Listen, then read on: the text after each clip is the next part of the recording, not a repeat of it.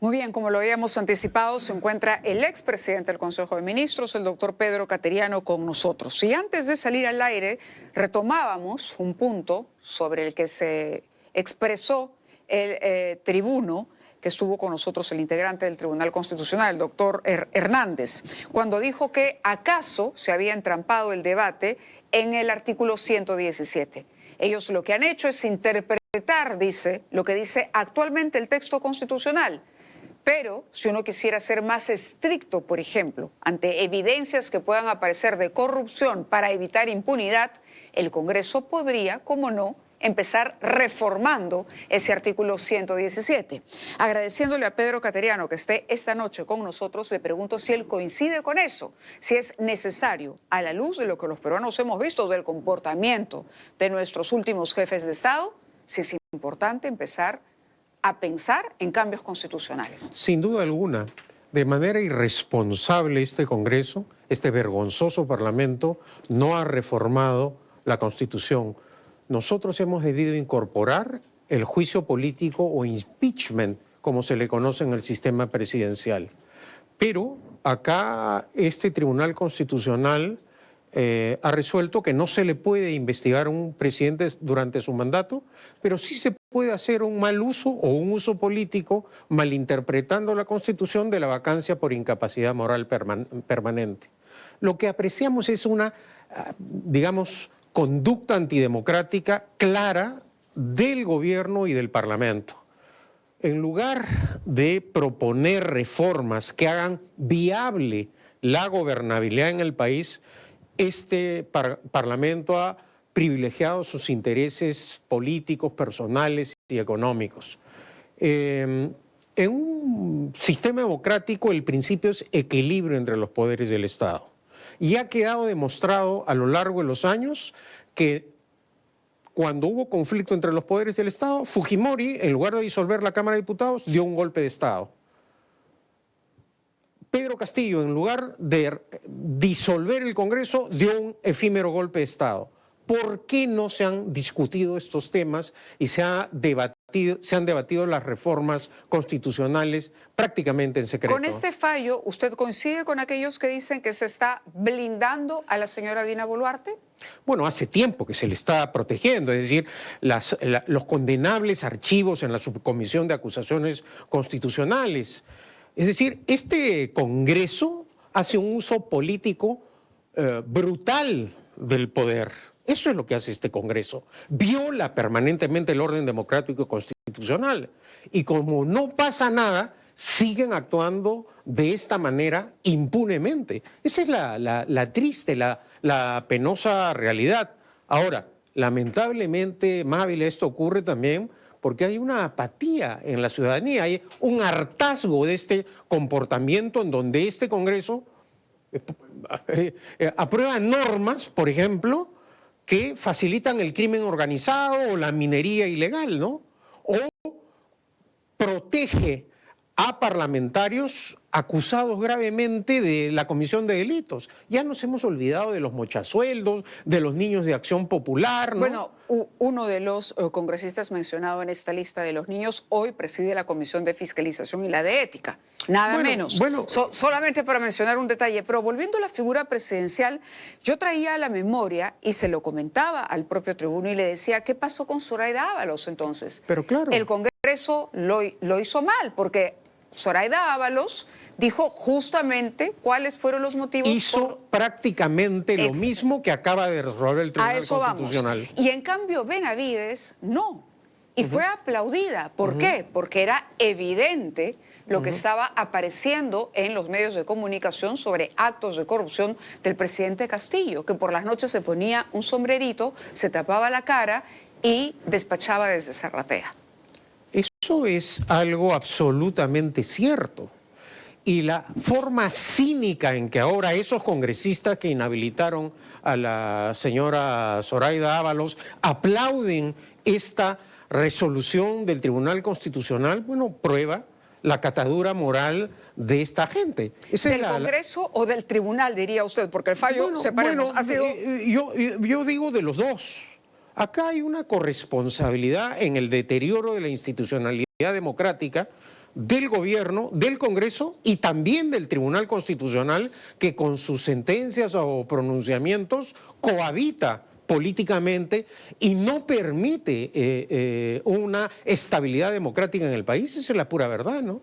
El tema de que la policía, como dice Marianela Ledesma, digamos ahora, dependa directamente de la presidenta, le ofrece ventajas. Bueno, el solo hecho de estar en el poder ya para alguien que incurre en actos de corrupción es una ventaja a priori.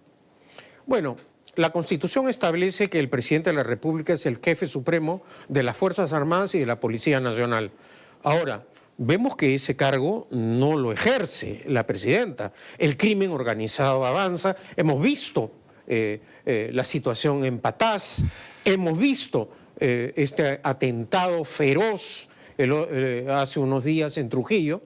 La presidenta está preocupada en otras cosas, está preocupada en viajar, está preocupada en saber cómo ha quedado su operación de cirugía plástica, se siente una viajera internacional y con prestigio y trata, por ejemplo, de rectificar o de aclarar la situación externa con Bolivia. Lo cierto del caso es que acá hay una profunda conducta antidemocrática de la presidenta. No da cuenta de sus actos, no da entrevistas, no tiene un comportamiento de un gobernante auténticamente democrático. ¿Hay antecedentes en la historia del Perú o antecedentes en otros países que sirvan como modelo, digamos, de lo que debe ser la conducta de la justicia cuando se trata de actos de corrupción cometidos por un presidente? Sin duda. En los países donde impera el sistema presidencial existe el juicio político o impeachment. Ha ocurrido, de hecho, en los Estados Unidos, ¿no? El caso más famoso, el de Clinton. El de Bill Clinton. ¿No? Pero en América Latina hemos visto en el Brasil cómo siendo presidentes con un juicio político, con un mecanismo similar al de una acusación constitucional, se les procesa. Pero este manto de impunidad aparente, de que no se le puede investigar, luego de haber este Parlamento luego de que este Parlamento se ha pronunciado en sentido contrario, me parece pues algo escandaloso, inaceptable, ¿no? ¿En qué sentido reformaría usted o cree el 117 sería mucho más...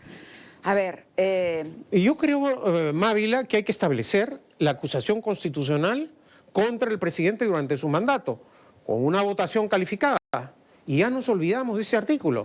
¿Qué cambios seríamos eso entonces en la Constitución? Así como a cualquier parlamentario, vocal de la Corte Suprema, cualquier dignatario se le puede acusar durante su mandato, el presidente. Esa es una reforma constitucional necesaria. Lo mismo, no podemos seguir con este enfrentamiento permanente.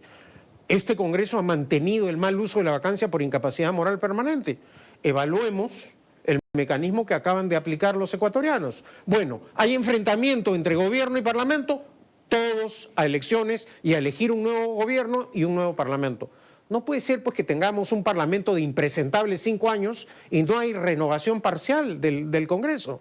Estos señores se quedan 5 años y no les pasa nada. Más aún ahora que tienen conducta delictiva o protegen el crimen organizado. Esto tiene que cambiar. Pero ¿cómo funcionaría esa acusación constitucional contra el presidente? Bueno, es decir, ¿cómo funciona ahora contra cualquier congresista. Se presenta el pedido, actúa en primera instancia la comisión permanente, luego de la comisión permanente va al Pleno del Congreso y posteriormente a la Corte Suprema. Como va a haber Senado,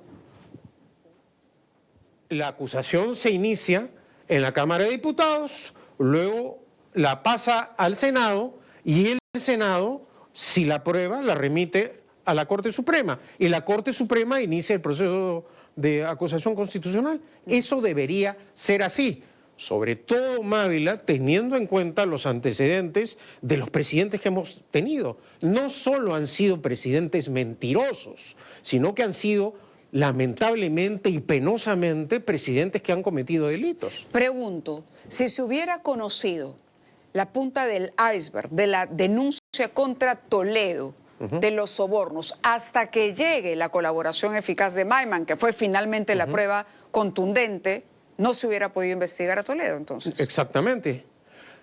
En el caso de Toledo es diferente porque se fugó del país. Hubo además un proceso de extradición. No, pero ¿no es en cierto? la eventualidad Pero de que en la hubiera seguido eventualidad, siendo por ejemplo, presidente cuando se conoce la confesión de Odebrecht. Por ejemplo, digamos, Toledo está en la presidencia. Se le hubiese podido acusar durante su mandato. ¿Pero quién Sí, acusa al Congreso? Cualquier parlamentario, claro que sí. Claro, pero lo que estamos hablando ahora es de que precisamente este Congreso en particular no está ejerciendo ese control político. No, ningún control político. Por eso digo, si Este cambiamos las Congreso figuras... vergonzosamente cohabita con el gobierno. Eso está claro. Y además tiene socios dentro del Parlamento. El señor Acuña es un aliado político.